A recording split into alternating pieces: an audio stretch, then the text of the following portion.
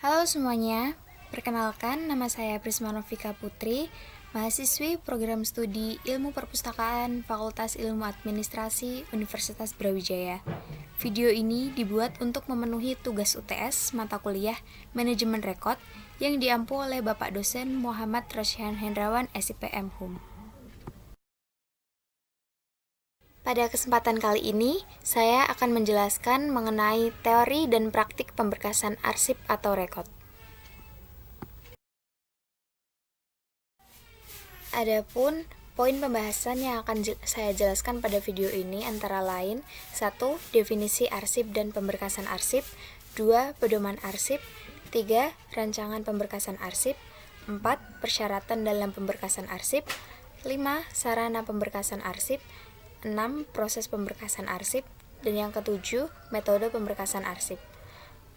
Jangan lupa tonton videonya sampai habis agar apa yang saya sampaikan dapat menambah pengetahuan teman-teman semuanya. Langsung saja, ini di penjelasan mengenai teori dan praktik pemberkasan arsip atau rekod.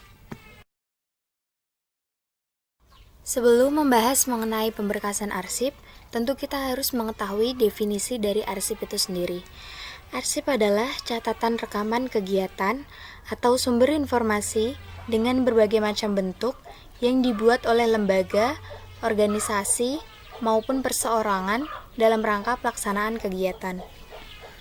Menurut Lembaga Administrasi Negara, arsip adalah segala kertas, berkas, rekaman suara, gambar peta, atau dokumen lain dalam segala macam bentuk dan sifat yang dihasilkan atau diterima oleh suatu badan untuk suatu kepentingan organisasi maupun pentingnya informasi yang terkandung. Menurut Undang-Undang Nomor 43 Tahun 2009 tentang Kearsipan, arsip didefinisikan sebagai rekaman kegiatan atau rekaman peristiwa dalam berbagai bentuk dan media sesuai perkembangan teknologi informasi dan komunikasi yang diciptakan dan diterima dari satu pihak ke pihak lain dalam kehidupan berbangsa dan bernegara.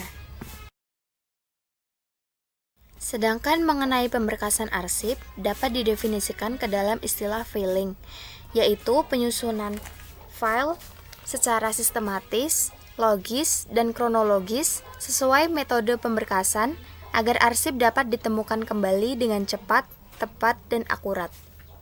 Di dalam pemberkasan arsip tentu ada sistem pemberkasan. Sistem pemberkasan arsip adalah metode penyimpanan arsip secara sistematis ke dalam peralatan menurut aturan yang telah ditentukan, termasuk proses penentuan indeks, kode penyusunan, dan penempatan arsip dengan cara sistematis. Setelah mengetahui definisi dari arsip dan pemberkasan arsip, perlu diketahui pula mengenai pedoman arsip yang baik untuk dilakukan pemberkasan. Dalam pemberkasan arsip juga memiliki pedoman yaitu NPSK, yang merupakan singkatan dari nilai, standar, prosedur, dan kriteria. NPSK memuat tentang sarana pemberkasan, prosedur pemberkasan, dan tenaga pelaksana pemberkasan formal maupun informal. Dalam penerapan petunjuk pelaksanaan pemberkasan arsip disesuaikan dengan kondisi unit kerja masing-masing. Penjelasan lebih rinci mengenai NPSK yaitu sebagai berikut. Yang pertama ada norma. Norma merupakan aturan atau ketentuan yang dipakai sebagai tatanan untuk penyelenggaraan kegiatan di suatu instansi. Contoh norma dalam bidang kearsipan antara lain, yang pertama ada Undang-Undang Nomor 43 Tahun 2009 tentang kearsipan. Yang kedua ada Peraturan Pemerintah Nomor 28 Tahun 2012 tentang pelaksanaan Undang-Undang Nomor 43 Tahun 2009 tentang kearsipan. Yang ketiga Perka Anri Nomor 24 Tahun 2011 tentang pedoman pelaksanaan kearsipan di perguruan tinggi. Selanjutnya ada prosedur. Prosedur merupakan metode atau tata cara untuk penyelenggaraan kegiatan di suatu instansi. Contoh prosedur dalam kearsipan yaitu cara penentuan JRA atau jadwal retensi arsip, cara pemusnahan arsip, cara mengoperasikan sistem informasi kearsipan, dan prosedur-prosedur lain. Yang ketiga ada standar. Standar merupakan acuan yang dipakai sebagai patokan dalam penyelenggaraan kegiatan tertentu dalam suatu instansi. Contoh standar dalam bidang kearsipan yaitu jadwal retensi arsip atau JRA, kode klasifikasi rekod atau arsip, standar folder arsip yang digunakan. Dan yang terakhir ada kriteria. Kriteria merupakan ukuran yang dipergunakan untuk menjadi dasar dalam penyelenggaraan kegiatan tertentu dalam suatu instansi. NPSK terdiri dari tata naskah dinas, klasifikasi arsip, JRA, dan hak akses dan keamanan arsip. Selanjutnya, saya akan menjelaskan mengenai rancangan pemberkasan arsip. Sebelum memulai kegiatan pemberkasan arsip, terlebih dahulu harus ada rancangan mengenai sistem pemberkasan. Rancangan sistem pemberkasan ini merupakan perkiraan dan penentuan kebutuhan dalam implementasi penyimpanan arsip. Fungsi dari rancangan pemberkasan arsip ini antara lain: 1. Untuk menentukan sistem pemberkasan untuk seluruh subjek atau masalah yang terdapat dalam skema klasifikasi. 2. Menentukan susunan pemberkasan arsip untuk setiap kelompok arsip, mulai dari tingkatan dokumen, subfile, file, dan series. Setelah tadi pembahasan mengenai rancangan pemberkasan arsip, selanjutnya adalah persyaratan pemberkasan arsip. Adapun beberapa persyaratan yang harus dipenuhi dalam pemberkasan arsip antara lain: 1. Sistem harus sederhana untuk mengurangi tingkat kesalahan dan memfasilitasi semua pegawai dalam penggunaannya. 2. Sistem pemberkasan harus dipelihara dengan baik sehingga berfungsi dengan baik untuk membantu temu balik informasi.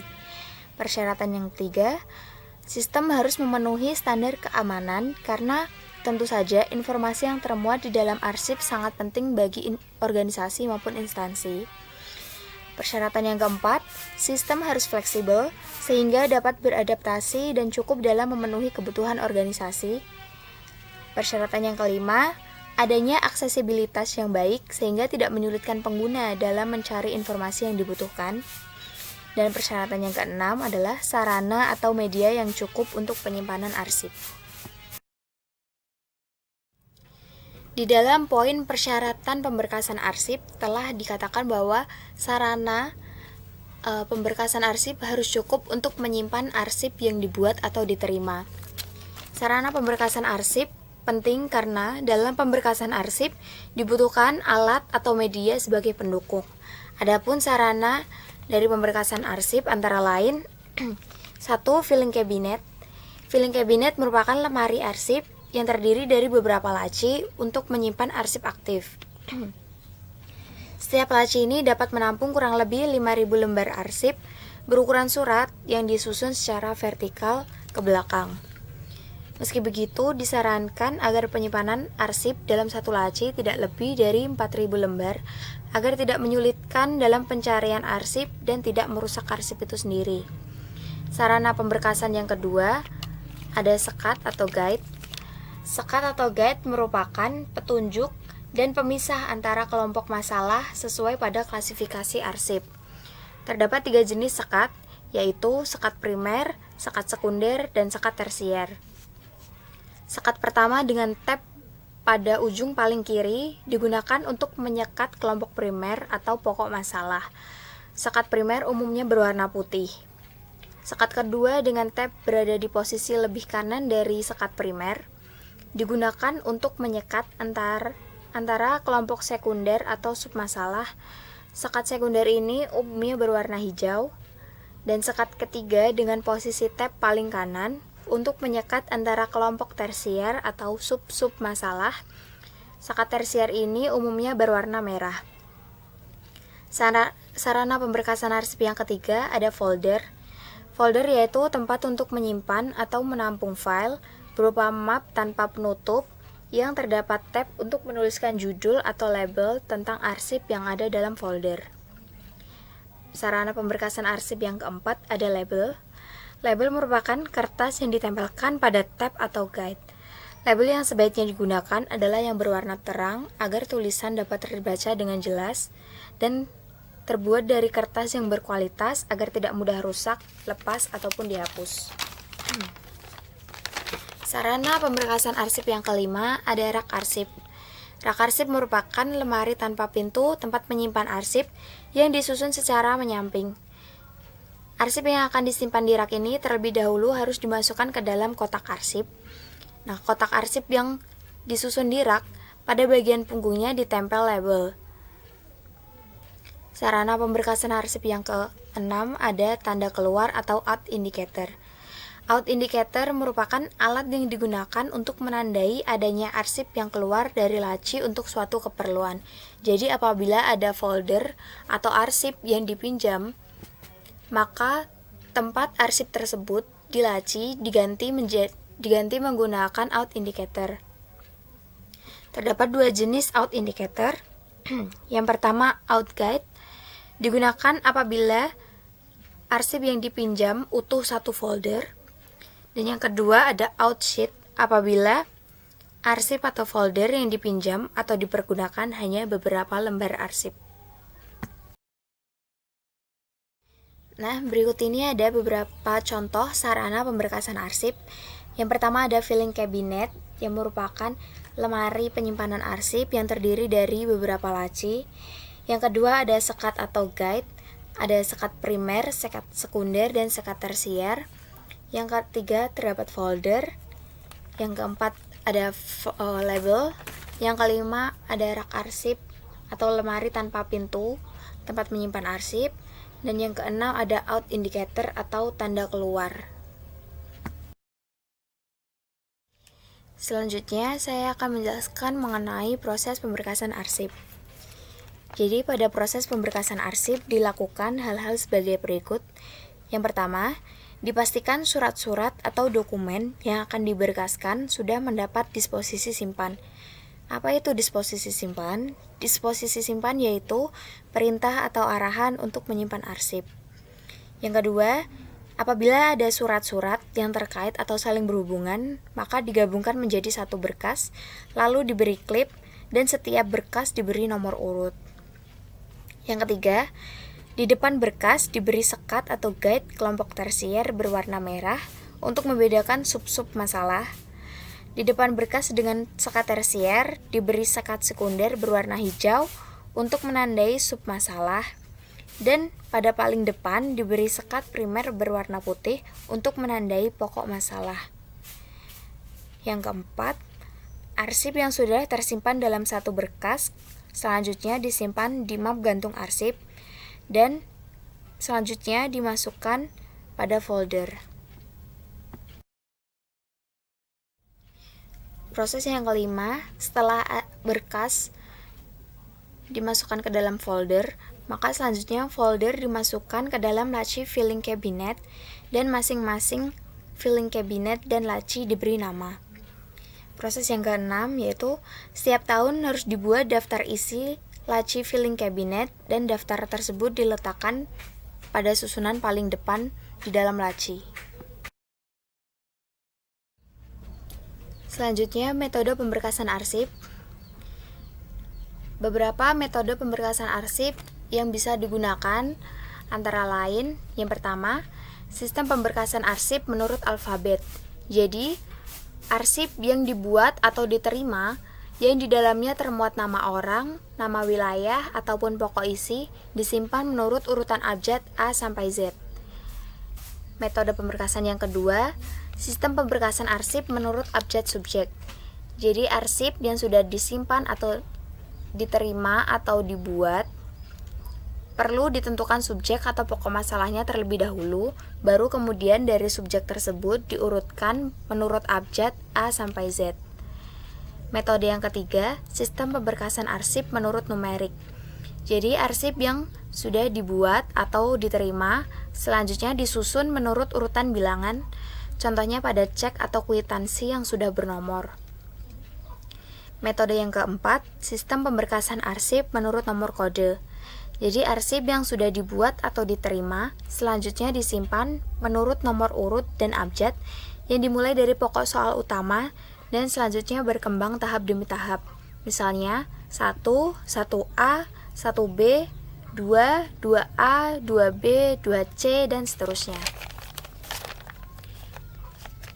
Metode yang kelima, sistem pemberkasan arsip menurut alfanumerik atau abjad bernomor, yaitu arsip yang sudah dibuat atau diterima, yang di dalamnya termuat nama orang, organisasi, wilayah, ataupun pokok soal, selanjutnya disimpan menurut gabungan abjad dan angka. Misalnya A1, A2, A3, sampai Z1, Z2, dan seterusnya. Metode yang keenam, sistem pemberkasan arsip menurut pokok soal. Arsip yang sudah dibuat atau diterima selanjutnya disimpan menurut pokok masalah atau submasalah yang tertera di dalamnya. Metode yang ketujuh, menurut tanggal. Arsip yang dibuat atau diterima selanjutnya disimpan menurut tanggal yang tertera. Sistem ini biasanya digunakan untuk arsip yang penyimpanannya memerlukan waktu tertentu untuk pemakaian kembali, misalnya tagihan peminjaman uang, kartu peminjaman buku perpustakaan, dan lain-lain. Metode yang kedelapan, sistem pemberkasan arsip menurut wilayah. Arsip yang sudah dibuat atau diterima selanjutnya disimpan menurut pembagian suatu daerah tertentu seperti pulau, provinsi, kabupaten, kota, dan seterusnya. Beberapa metode pemberkasan arsip yang saya sebutkan tadi merupakan metode yang sudah dijabarkan atau sudah dirinci dari metode-metode utamanya. Oleh karena banyaknya metode yang dapat digunakan, maka dalam pemberkasan arsip diperlukan pola klasifikasi arsip. Pola klasifikasi arsip ini berfungsi sebagai skema pengaturan arsip yang digunakan untuk memberikan kode pada arsip, serta acuan dalam pemberkasan atau pengelompokan arsip. Dalam penyusunan pola klasifikasi, sebelumnya harus dilakukan analisis terhadap struktur organisasi, tugas pokok, dan fungsi organisasi. Tujuan dari analisis ini adalah untuk mengetahui ruang lingkup permasalahan yang ada dalam organisasi, sehingga dapat diprediksi arsip apa saja yang akan tercipta. Jadi, langkah-langkahnya, yang pertama adalah analisis terhadap struktur organisasi, tugas pokok, dan fungsi organisasi. Yang kedua, penentuan pola klasifikasi arsip, dan yang ketiga, baru dilakukan pemberkasan arsip atau rekod. Sekian yang dapat saya jelaskan mengenai teori dan praktik pemberkasan arsip atau rekod. Semoga apa yang saya jelaskan dapat bermanfaat dan menambah pengetahuan bagi yang menonton. Terima kasih.